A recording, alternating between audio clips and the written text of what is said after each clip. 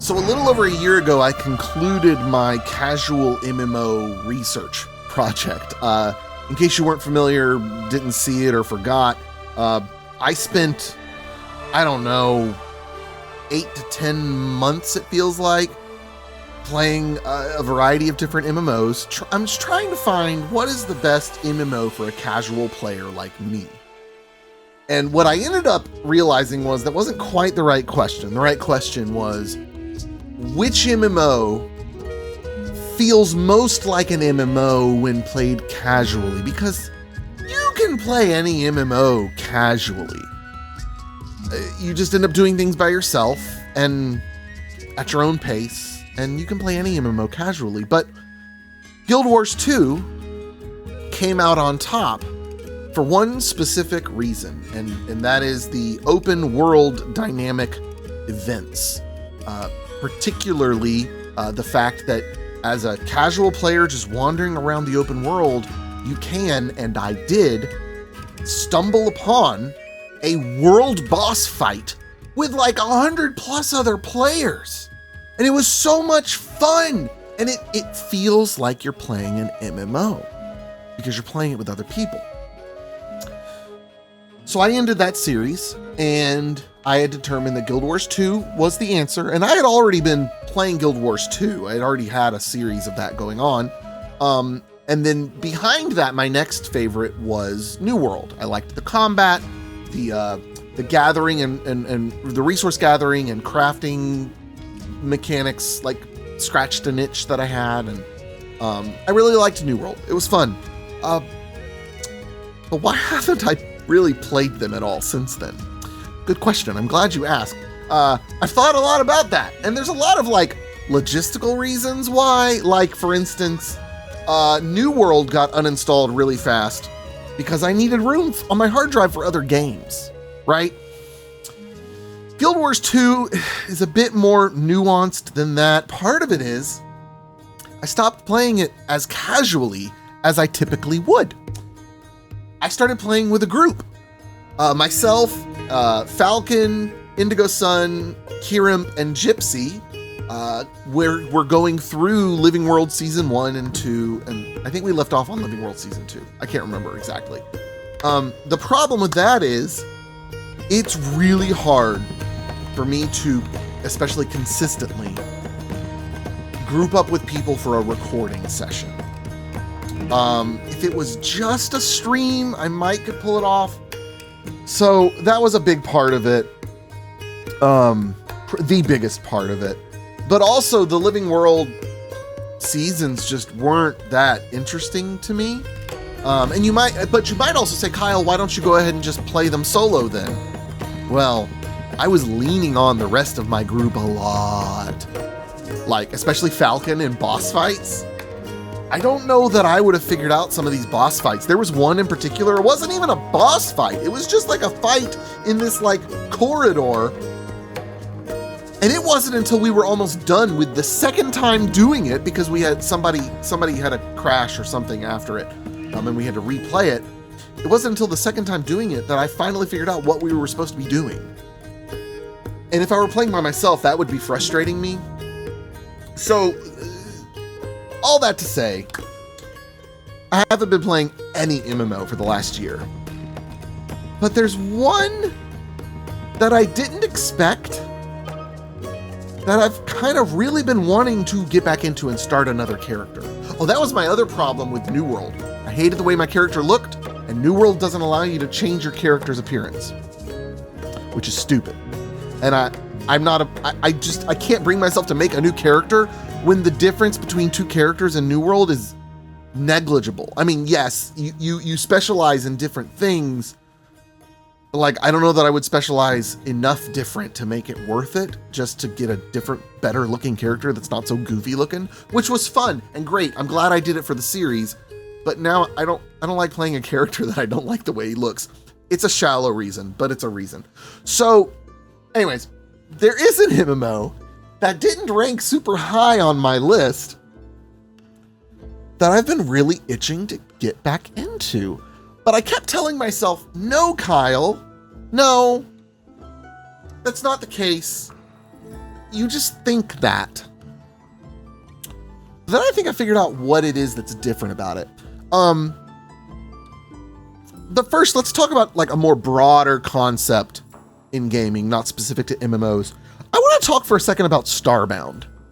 Can we talk about Starbound for a second? This seems way out of left field, but I promise there's a reason for this.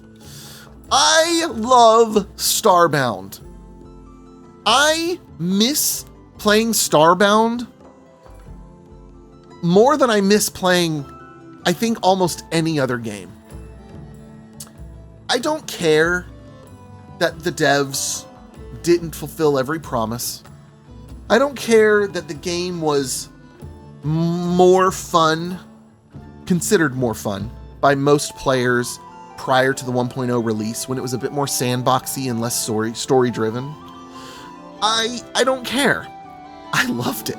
The character design, the world design, the way the mechanics worked of going from planet to planet, and it was essentially, I mean, I think it was before No Man's Sky, right? No Man's Sky was 3D Starbound, is a good way to look at it. Starbound gave me feelings that I have not felt in a game since Starbound. I've tried a few things. No Man's Sky was close. I recently purchased, it was on sale, Heroes of Magic, I think it's called. It's a fantasy Starbound Terraria game, with heavy RPG mechanics where you're like leveling up your different skills, like even like, you know, wood cutting is a skill and stuff that you level up. And I really love that part of it. So Heroes of Magic, I really kind of dig. But there's something about Starbound. There's something about it that I really like. The building in it's great, the visuals, all the music, all that stuff's great. And it's not that I'm nostalgic for Starbound per se. It's that I'm nostalgic for that feeling that it gave me. I'm a big proponent of being careful not to chase nostalgia, but I feel like when the nostalgia you're chasing is the result of the product and not the product itself, it's a little bit different. I also would love to go back to the feeling I got when I played World of Warcraft back in the old days when Burning Crusade came out. That was when I was playing. I played soon before Burning Crusade came out and then after Wrath of the Lich King. Those were my times of like actually playing World of Warcraft pretty regularly. Still very casually, but regularly nonetheless. I want that feeling.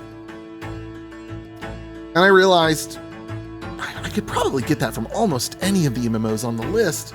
But why does this one MMO keep calling me back to it? I'm going to get to which one it is eventually, but it's more fun to tease. And I figured out why. One MMO in particular stands out to me as the MMO that I want to dive back into. Now, look, I'm not saying I'm going to start a YouTube series of it or stream it. And who knows, I may do a YouTube series of Starbound. I think it's probably a dumb idea because no one's playing that anymore. No one's watching that anymore. And you might say, well, Kyle, just play it in your off time. Most of the time I have playing games is spent recording.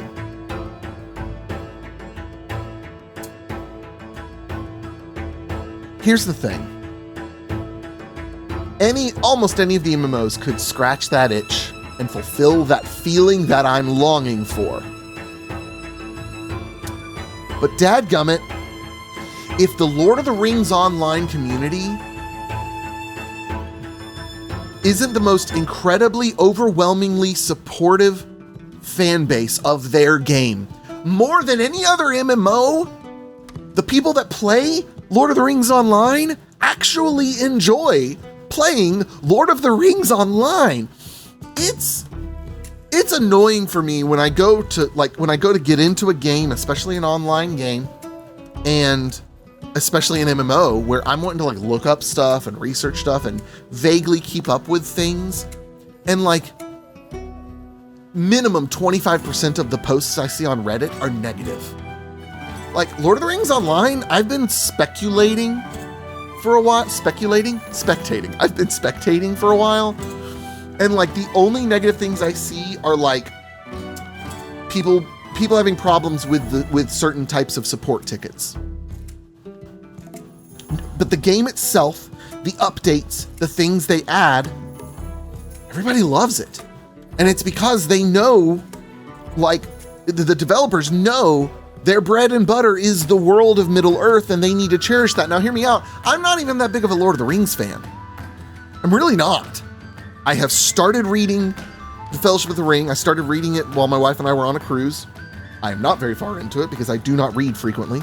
But there's just something about the community that like drives that game and drives me to like realize that's why I want to give that game a better shot. That's why. Because and don't get me wrong, the Guild Wars 2 community is in a close second behind them, right? But there's still a lot of complainers and naysayers of Guild Wars 2, and here's the problem. Here's the problem there. A lot of it's deserved. A lot of it's deserved. And a lot of it I agree with. But that doesn't help. That doesn't help. Like, the biggest complaints one might have about Lord of the Rings are the graphics, and it's just an old school MMO.